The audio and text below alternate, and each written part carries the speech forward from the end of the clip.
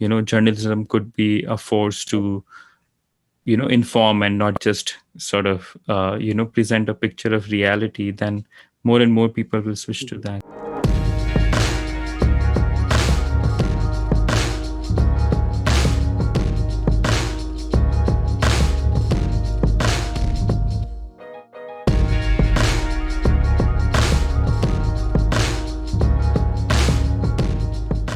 On today's episode, we are featuring Siddhant Mishra, who is an investment banker turned financial journalist. Based in India's financial capital, Siddhant has worked in the country's leading business dailies and believes communication is the most significant aspect of education. He holds a keen interest in both the stock market and the football transfer market, besides aviation, sports, and politics. Crime thrillers and detective fiction are his stress busters, and a game of billiards is his energy booster.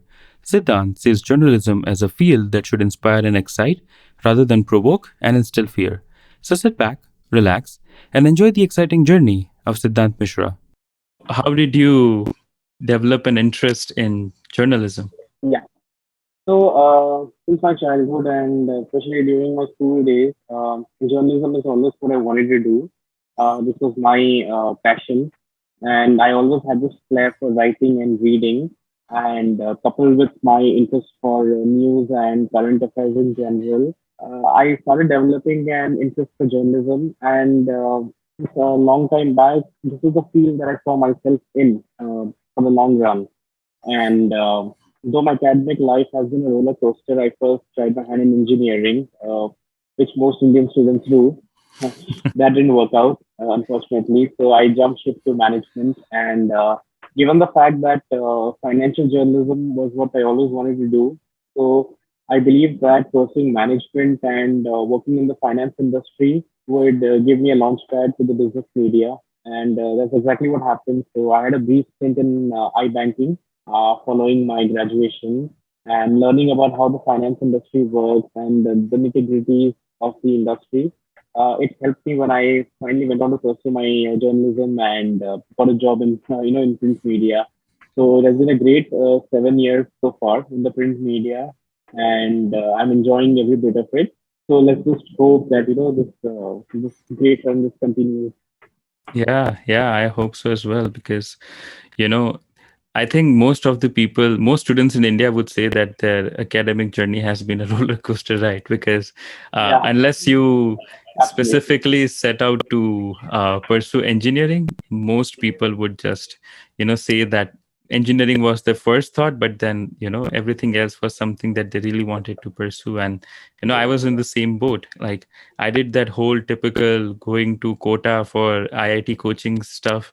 Didn't work out because in a couple of weeks it became very clear that I'm not fit for this place and the career as an engineer.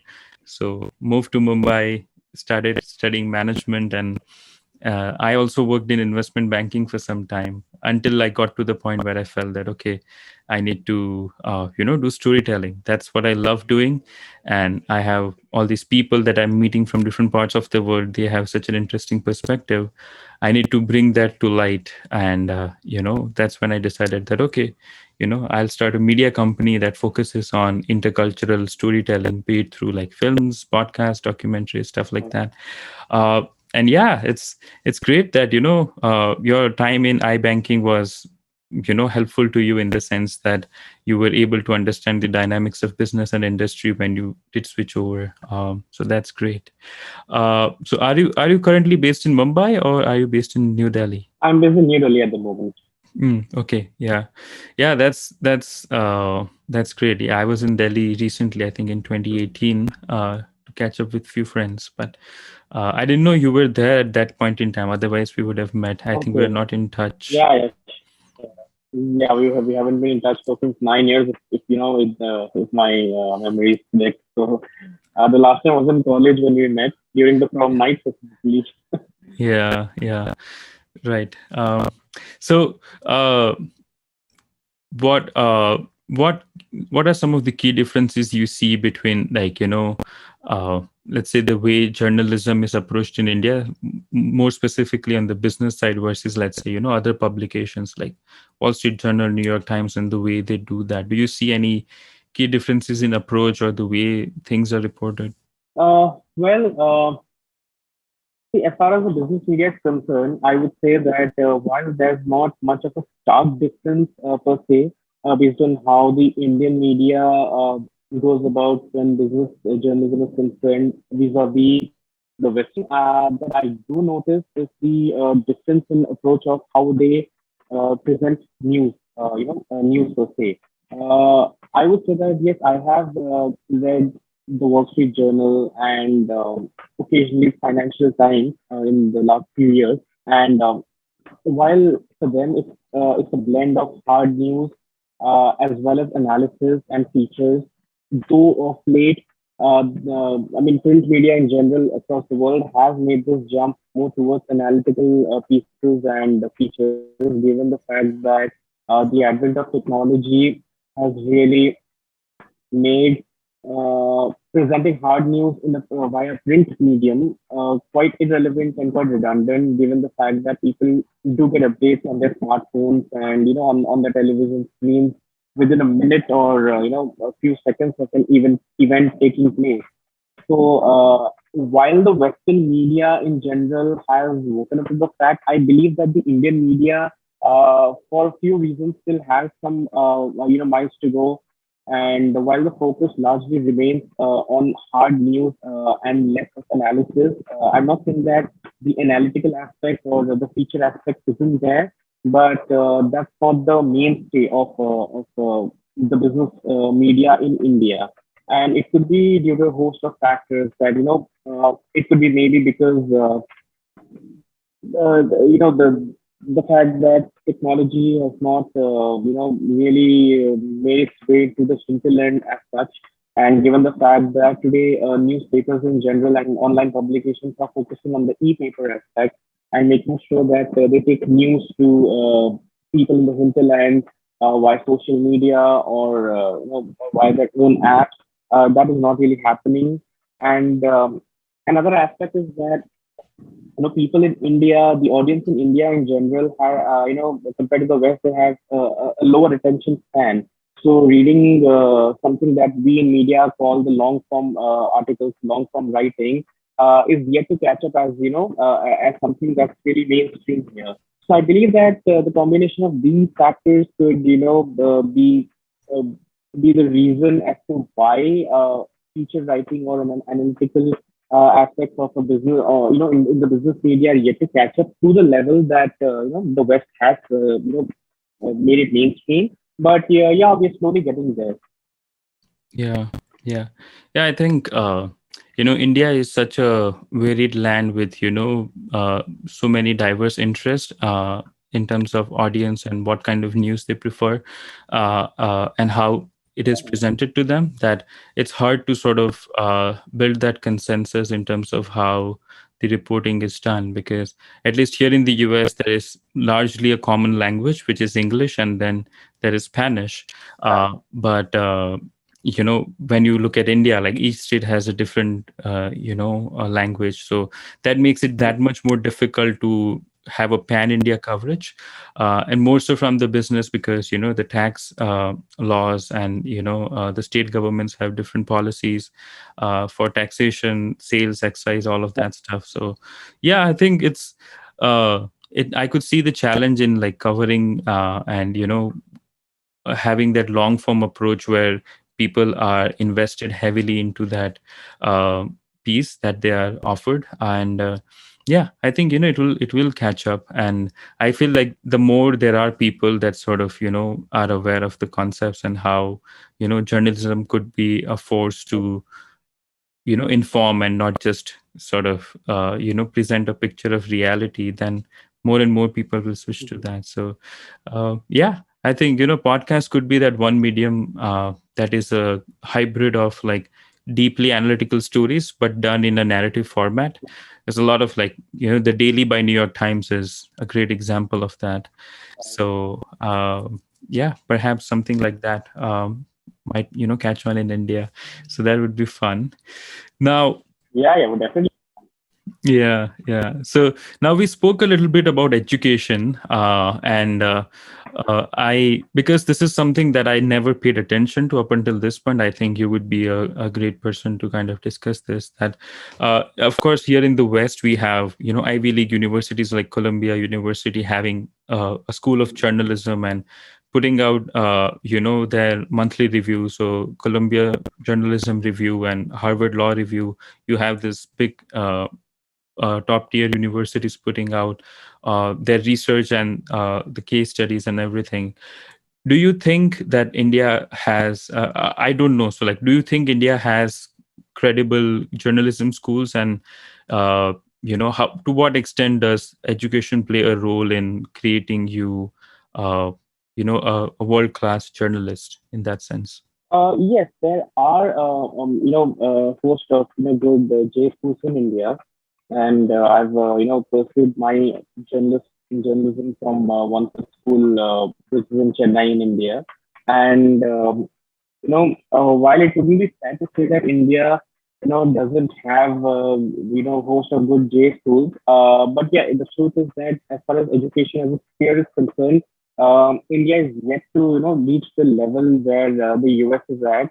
For example, I mean, I would put it this way that today when the US boasts of an Ivy League, we don't have any such equivalent in India where it boasts of a certain league, of B schools or J schools, and use that to as something that that's something that could be our image of India as an educational hub. So I would believe that while India has a long way to go, they're still playing catch up to their Western counterparts. Uh, the the very concept of schools having their own journals, which are not restricted or confined to their campuses, but open for public viewing as well. The reason why this model has not yet really caught up in India is because Indians don't really tend to see journals per se as something that's informative, but I would say that they see it as something that's just another activity that is to be done in school, which would help you get good grades and get your earn your certificate or your diploma or your degree, whatever you want to call it. So while something like the Columbia Schools Journal or the Harvard Business Review or the Harvard Law Review would take on real life issues, and they would tackle issues and get experts to write on it. And if I'm not wrong, they even give it out to readers on a subscription model. The fact that the subscription model is something that Indian publications, and I'm talking about the mainstream publications, are still struggling with, because if you see off late, many publications decided to go the WSJ and FT way and started putting their online publications and articles behind a paywall. However, how many takers were there really for it? I mean, not much, and they're still struggling with revenue. So to think that a big that the big schools, that even if an IIM or an FPJ or an ISB were to come out with their own journals, how many takers would that really have among the public? I'm not talking about the student crowd and the young crowd, but even the crowd in general that may have an interest in reading journals and magazines and newspapers. How many takers would they have? It's really difficult to say at this point of time. So I think that is a major factor which could be acting as an impediment for major B schools and law schools and even journalism schools to before bringing out their own journals for public viewing. But the talent and the skill set is definitely there. If they were to do it, it would definitely be a model that would work. However, from the commercial aspect, I'm not really sure that it could be used as a revenue generating model. Yeah, yeah.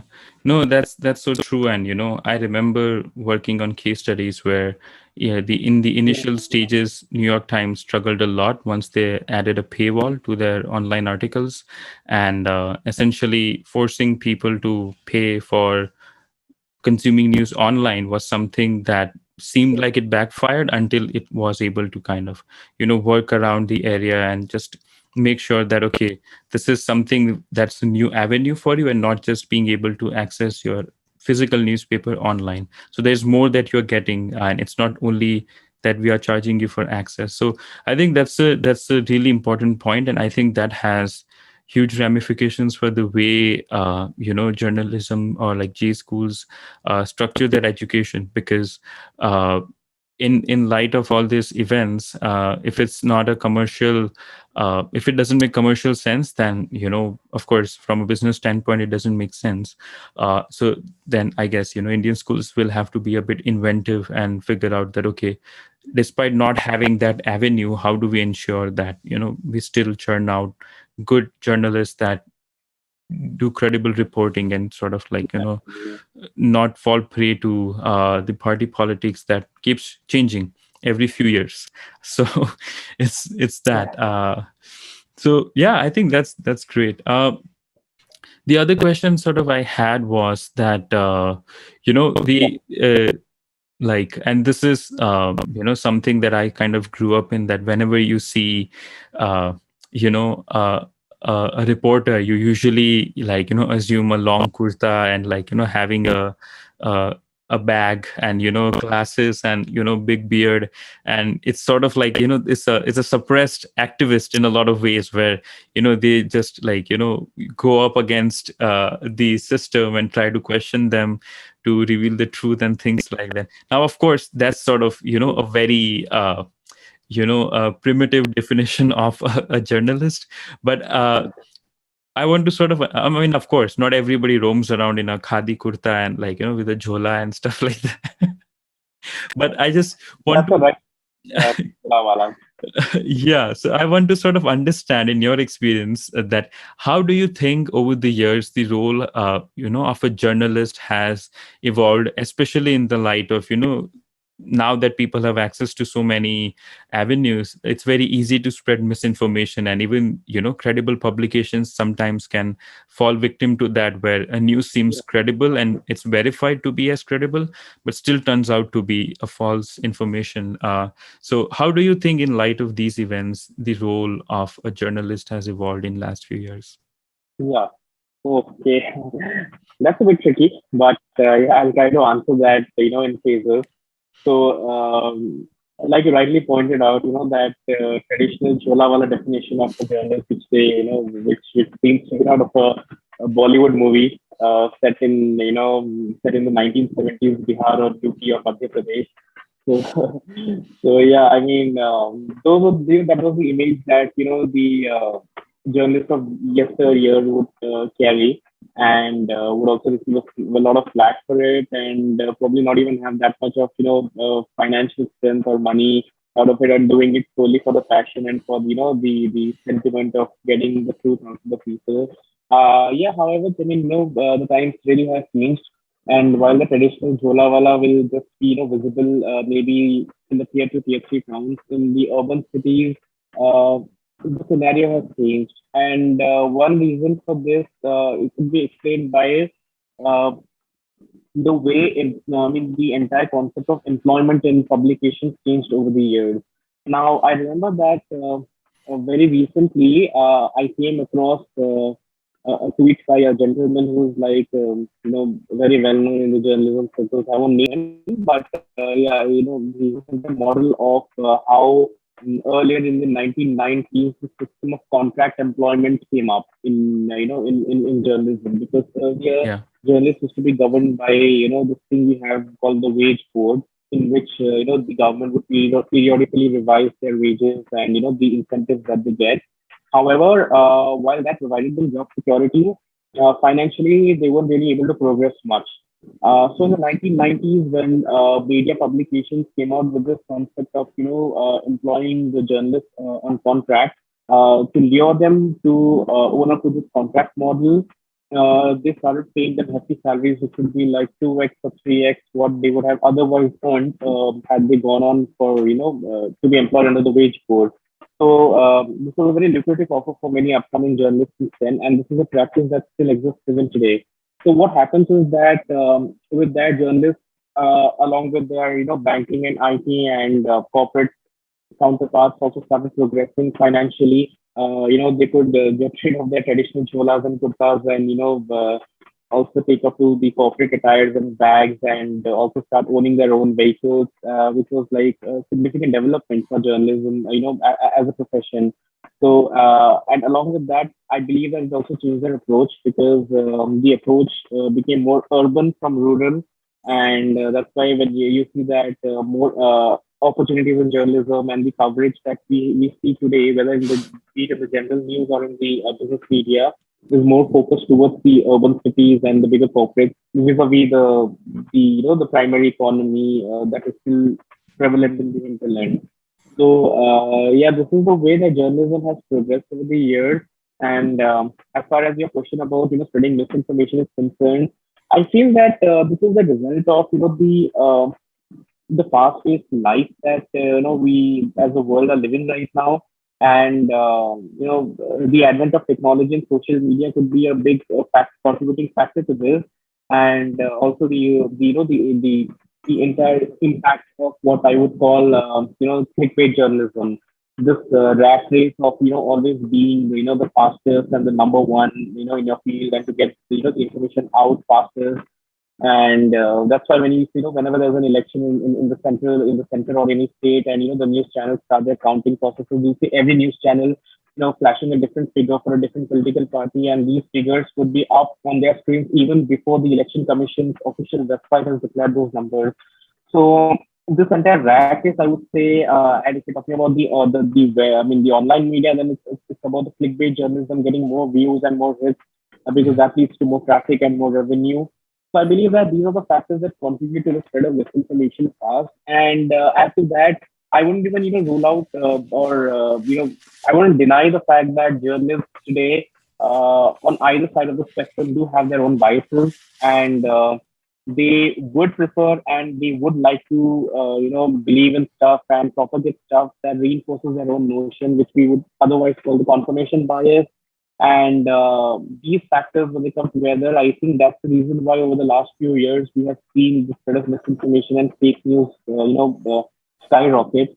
However, it's not like it's any one side or any one publication or any one model per se is responsible. I would just say it's a collective host of factors, and also add to that people's impatience. The people are so much Yeah. in a hurry to get news and information that people would also forward something on a WhatsApp or on the messenger without verifying or without questioning if that's true or not.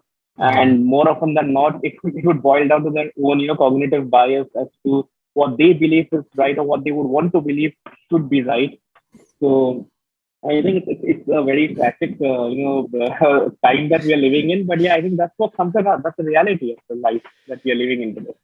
Yeah, yeah. And I think parents are the biggest culprit when it comes to spreading misinformation because they just, couldn't resist sending those, for WhatsApp forwards that they receive. And my parents, are fall into that category as well, because my dad would read some news and about US and immediately call me up that, hey, I just read this thing about the US. Is it correct? I'm like, no, where did you hear that?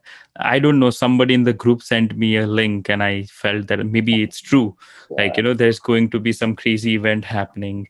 And, he, so questions like, oh, Donald Trump is like, going to be president again, and he's just, laying low. It's part of some big plan, and he'll be, president again in 2022 or something.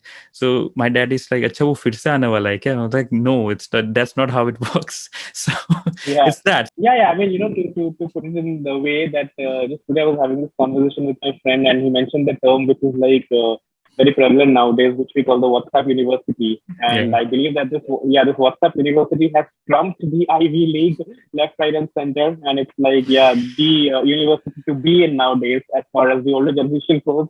So yeah, I mean, it's just the way it's in function. Yeah, yeah. And I think I agree, I think journalists all over the world have re-emphasized the idea that, okay, no matter how credible the source is, that you feel, that they are putting out information, just having, investing another couple of minutes to verify whether it's true or not will go a long way in, stopping the spread of misinformation and, saving you embarrassment, because a lot of people, just randomly post stuff without even reading it. So I think in the US now, if there's an article that you are sharing, and if you have not read it, it will show that this person is sharing this article without reading it. So that's how like people can then think about like, oh, is it just is it a well informed opinion, or is it just them just sharing this article? So yeah, it's been such a fascinating time that we are living through. And yeah, I think I feel bad for the historians of the future, because they'll have to cut through so much Oh, misinformation to compile the data that, okay, this is what actually happened, rather than all the stuff that is out there that says otherwise. So yeah, yeah. totally, totally. They have the task cut out. They have the task cut out. No doubt about that. Yeah, so certainly, I feel bad for them. Like, okay, I don't know what you'll have to go through, what other inventive approach you'll have to fall back on, but yeah, you'll be busy for a long time. A long time. Yeah, definitely. Right. So now, and so one more point to this thing before we move on. Yeah, This whole idea of, like, this guy who is a reporter with like kurta and jhola asked more meaningful questions to the people, even if it's like, the portrayal or depiction of them was in film. They asked more meaningful questions compared to the journalists that wear a suit and a tie, and yet they just scream for an hour with no, substance in their discussion. So it's this huge, evolution that I've seen, that, okay, people yeah, yeah. who, like, some people who call themselves journalists these days aren't really acting like one. And again, it's a whole game of, clickbait journalism and TRP. So that's, yeah, some part of it is quite sad. Yeah, yeah. So it's that. Now, of course, ethics play a huge role in being a good reporter. And sometimes that could be, your personal ethics could be at odds with, what your role requires. So, for example, Kobe Bryant, when he, was in a helicopter crash, the news, there's a publication house called TMZ, which is like, they are known for breaking these kind of news before anybody else. So they broke the news before informing the family, and a lot of people said that, okay, that's unethical. You should have at least informed the family. And then there's like other section of the industry that said that, when you are sitting on breaking news, you just, like, everybody will act on it. Everybody wants to be the first. So now it could create the Yeah. situation where, your personal ethics could be at odds with, what your job requires you to do. How can people sort of, handle those kind of situations? Because depending on the kind of publication you're part of, those things could come up quite often. If you feel like there has to be a proper approach, but the company says, like, no, we just gotta get this news out. So yeah, how does one balance between these two areas? Yeah. You have mentioned it correctly that this battle between personal ethics and the requirements of the job could always be at odds, and many a time it's very difficult for an individual to decide, which is the right path for them to choose. And because going purely by the definition, there's no right or wrong. I mean, both sides could be right in their own space. But frankly, I believe it just boils down to the individual. And it's not just about the example that they mentioned, but in many respects we see today where be it about breaking the news to the public before the family, or or in any other respect, you could one could point fingers and say that was a very unethical thing to do. And people might, and the organization might just wash its hands off, saying that what when business is concerned, when profession is concerned, there is no place for sentiment. And it sounds very insensitive, but that's what many of them do. So I would say it boils down to the individual as to whether they would want to go down that path or not.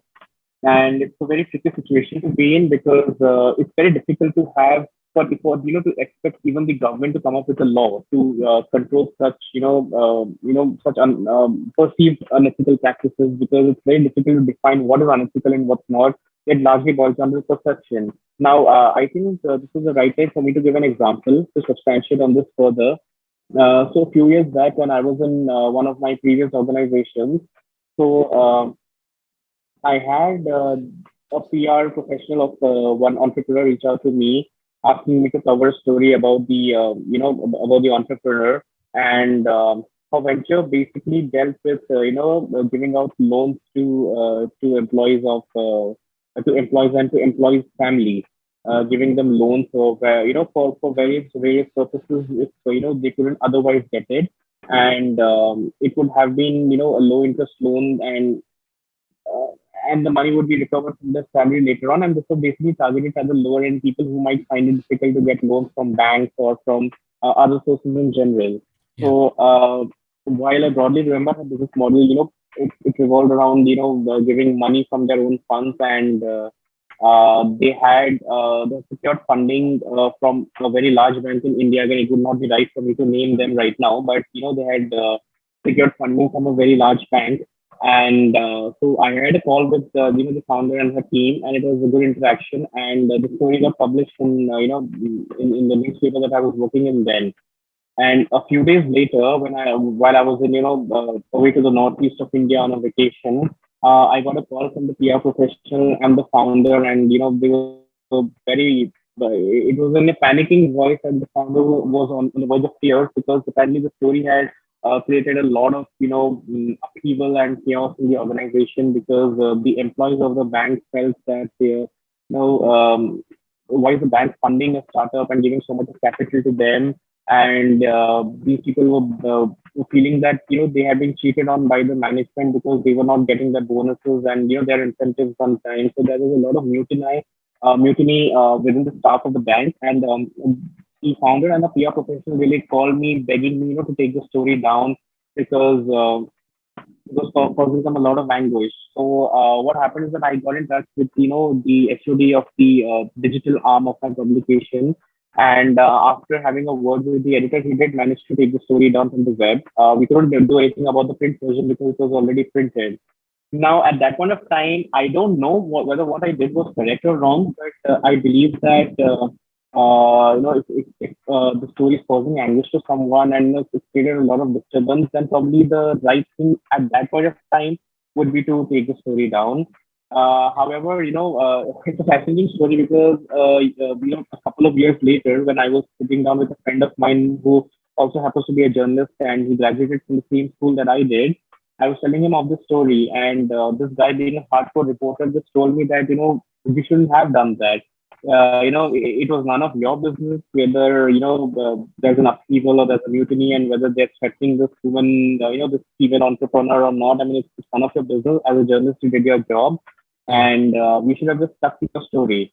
And he told me that he even suggested that, let alone taking down the story, you should have done a follow-up story on that, calling it the impact of your story, and and you Yeah. should have taken the bank and their employees head on, saying that how your story has really rattled them and how the organization is in a lot of mess because of their mismanagement and because you managed to get the story.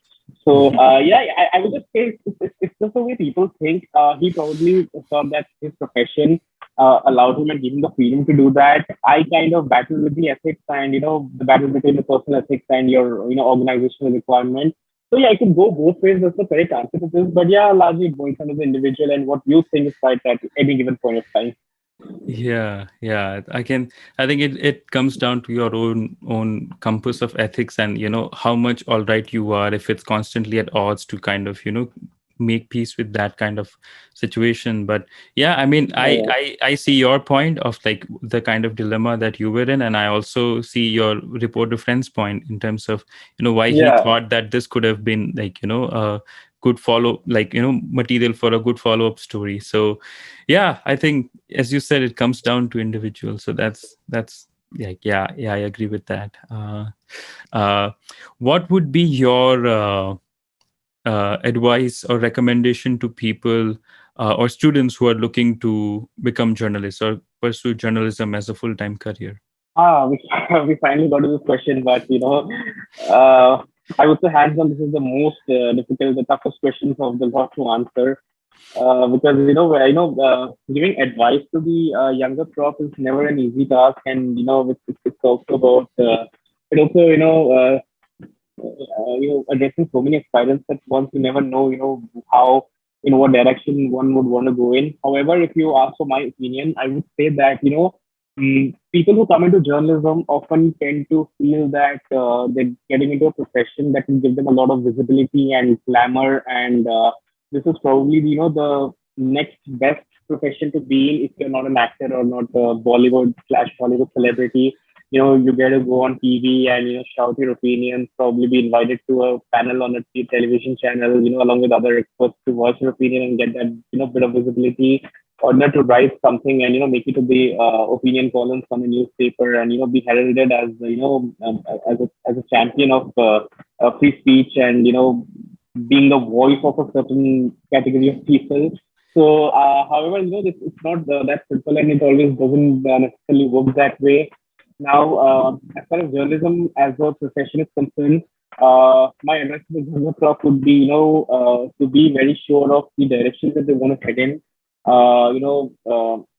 If I give my own example, I was very focused on the fact that a newspaper, print media, specifically where I want to be. Though most of my friends who know me from my college and my debating society days and onwards always felt, that I'm a person who's cut out to be an anchor, and like certain, television anchors that we see who, go and shout at the top of their voice, and silence their panelists. Yeah, I'm not taking any names. I mean, I'm not taking any names. We all know, who we are all referring to. But yeah, they Yeah. thought that, that's something that I could do on, but I never really saw myself doing that. So it's very easy to fall into the trap and get seduced by that lust for passion, and that lust for visibility and fame, and just making it big on social media, in mainstream media, and being championed as a villain by some, but a hero by some as well. Yeah.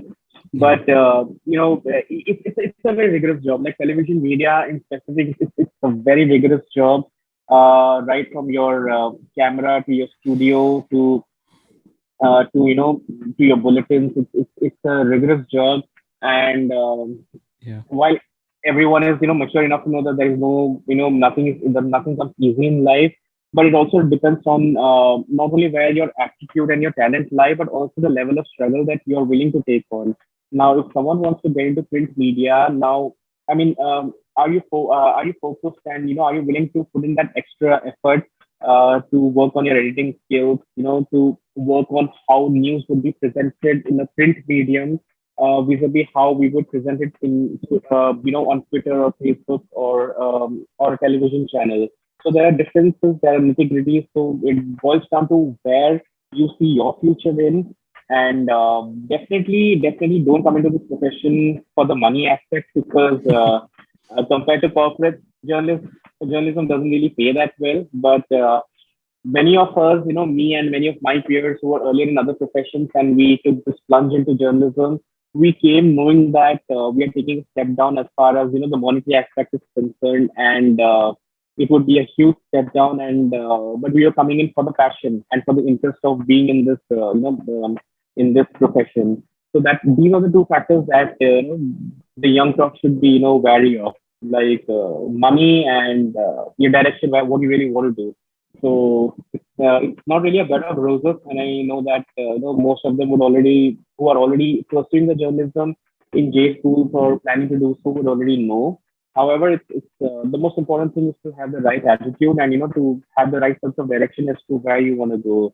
And that could be situations where you try a lot, and you don't get up, you don't end up getting what you really want. That could really cause a lot of anguish and disappointment. However, the struggle is actually what makes this journey fruitful, and the struggle is what will really get you, where you want to be one day. So my advice would definitely be not to get into this profession because of the money aspect, but because of the passion, for the interest of pursuing journalism. And obviously that you have the sense, the direction as to what you want to go into, because many a time there could be difficult moments. There could be moments of struggle where you try hard, you really want to get something, but you're not able to get it.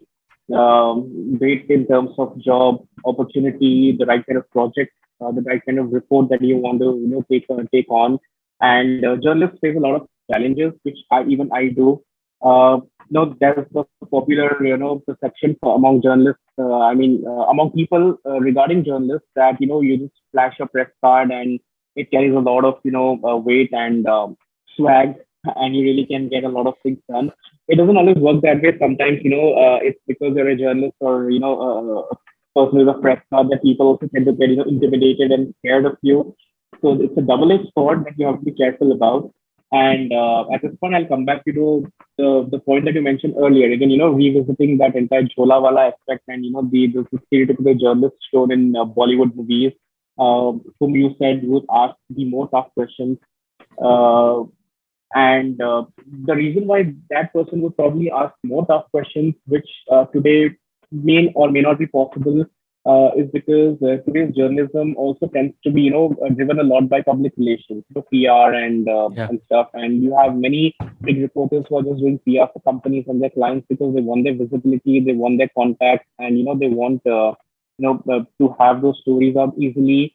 And many of them would also avoid asking the tough questions and give them maximum coverage just to please them. And this is a trend we are seeing not just in the business media but in the general media as well, even in the sports media. So these are the things that you have to keep in mind, and you will have to navigate through these challenging times, because everything is interlinked. This also brings us to our previous question on personal ethics versus organizational requirements. Now, if you give the wide coverage to a certain professional, and have your stories PR driven, then it would bring the industry and some industry executives. It would keep them happy. Your publication and you as a reporter would be in their good books, and you would not really have any trouble. And it works well for your reportage, and as well as for your organization, who gets exclusives from those sources again and again. But as far as personal ethics are concerned, do you think it's right to just not ask them the right questions, and just keep that relationship comfortable as long as it suits your need? Again, these are the challenging stuff that people will come across. So while remuneration is definitely not the strong factor of the of this profession, passion and interest definitely is, but it's also the willingness to take up the struggle to find out what you really want to do, whether you're really whether you're ready and prepared to mentally take up that struggle, notwithstanding the opposition that you will face from certain sections of society, and more possibly even your family on certain counts. And you never know when you're treading on the path of danger. It could Yeah. happen without you even realizing it. But yeah, all these things do come into mind. But if there's one thing that young journalists or budding journalists should keep in mind, it's definitely not to get into this profession because of swag or because of the popularity, because that is something that will come in other professions anyway. And you would always, even if you don't want to be popular, you want to be popular for the right reasons. So if you focus on your Yeah. job, and not compromise on your principles and do a good job, yeah, I mean, popularity is something that will follow anyway. So I think going after that kind of popularity is much better than going after the glamour popularity. Yeah. Yeah. So Yeah. that would sum it up. Yeah, yeah. I think that's such a great insight. And, you said that it was the most difficult question, but I think you also gave a lot of insight and inputs that are so critical to making, decisions about pursuing a career in journalism.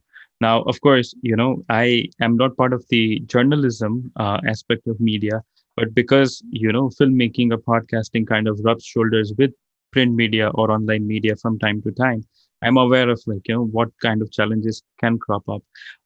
So yeah, I think you made a great distinction between being popular and being popular for right reasons, because I mean, a lot of bad people are popular, but that's not necessarily the kind of example you would want So to lead yeah, by. So that's great. And yeah, I think you know it's not enough to just think of getting fame, but getting fame for what? Because yeah, you could end up on front pages for so many reasons. But if you do it for right reasons, then that's something that will sustain in the way that it will make a positive difference to people's life, and not sort of just be out there for people to criticize you or look down upon you. So yes, correct. that's important. And I mean, the media has kind of become so polarized these days in India, especially, is that Yeah, yeah, even TV shows have become mouthpieces, like PR mouthpieces for government, and shows like Tarak Mehta Ka Ulta Chashma are acting as yeah, PR mouthpiece for what Prime Minister says, and sort of builds the whole storyline around that. And I was shocked to see that. I mean, a show that began as like this wholesome, unity in diversity kind of concept has now kind of taken to this like political overtones that lies underneath their storytelling. So it's, well, I mean, it's, yeah, it's bizarre to see that, a comedy show Mm, which is, like, acting as, a mouthpiece for government. But well, I mean, that's just how it is right now. But yeah, I think yeah. that's great. Everything that you mentioned has been great advice. So yeah, thanks for sharing that. My final question to you is that what are some of the interesting ideas or projects that you're currently working on, and what can the listeners or viewers expect from you going ahead? Right now I'm on the throughout my 7 years, I've been on the editorial side, so I work on the production aspect.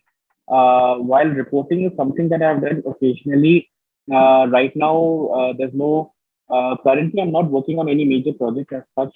However, like I said, that financial media was always my goal, and this was the area of specialization that I want to pursue. So going forward, definitely projects and reporting in the financial space, banks and insurance, insurance companies and stock markets, the financial markets. These are the areas that I would definitely like to explore in the long term.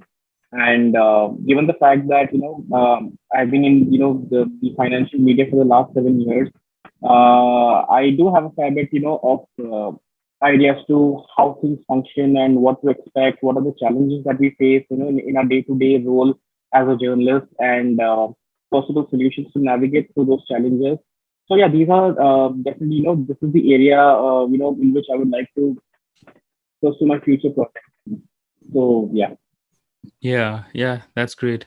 And I've studied finance in India and I've studied finance in the US, and there are so many differences in terms Mm. of like, how uh, investments are approached and the mindset behind that, and what does the market reflect. And for crypto, like, US markets have been in the news for a long time because of that, and it kind of sucked me into that universe also, which is ironic because as a finance graduate student, I never invested in traditional stocks and bonds, but because they made it so easy to invest in crypto, I made my first investment in crypto recently. So it's like you study everything Wonderful. about finance and fundamentals and numbers, and then all of that is like, turned upside down when it and you enter the realm of cryptocurrencies, and that becomes my first investment. So I was just wondering, like, isn't that weird that I studied all this Yeah. finance to invest in traditional markets, and then my first investment happened in crypto.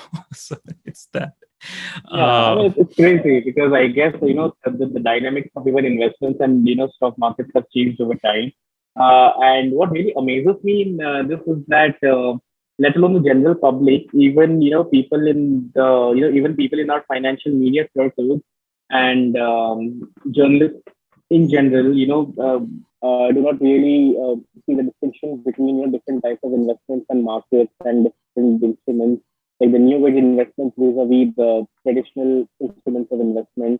And many of them don't even understand, the way, the way American markets function versus how, Chinese or a Hong Kong market would function against how, our concept of in India would function.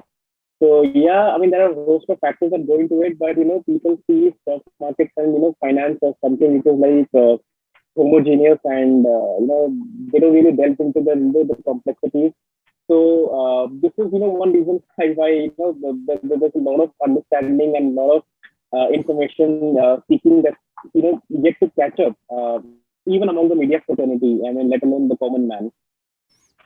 Yeah, yeah, that's so true. I think, just when people start feeling or realizing that, okay, we are now getting the handle on what the finance really means, it just like, Mhm. takes a right turn and, adds to its mystery. So, yeah, and industry insiders also feel the same way. Like just when you're about to get a hang of something, something new pops up. Something, yeah, something new comes up. Yeah.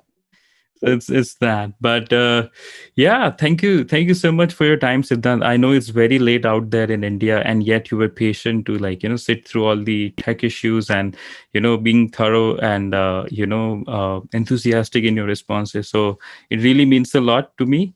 And more than that, I think, the advice and the journey that you have shared about you, and for other people to follow, I think it's really inspiring to see that you've been able to, build a career out of your passion despite weathering all these challenges along the way. So yeah, I personally feel great that I had the opportunity to to have you on my podcast. And yeah, I just hope that, the listeners will also resonate with your journey and walk away with valuable insights. So thank you so much, and yeah, hopefully, we'll catch up soon in person. Yeah, thank you so much, Alok. It was a pleasure to be on your show. So it's really an honor, and it was definitely great, coming up and sharing my thoughts on the issues that you've highlighted, really key issues, and also take this as an opportunity to give my 2 cents on various issues that we've covered on political issues, on business issues, on journalism as a profession, and just summing it up with the advice to people who would want to make a career out of this out of this profession. So yeah, it was definitely an honor, and thank you for giving me the opportunity to Of come on your show course. and speak about it. Yeah, it was definitely a pleasure, and even I do look forward to catching up with you in person soon. We may be in different time zones, but definitely this tech, this media is something that keeps us connected all the time. Absolutely, yes, yeah. So hoping that, that happens sooner rather than later. And yes, I truly Yeah. appreciate your insights.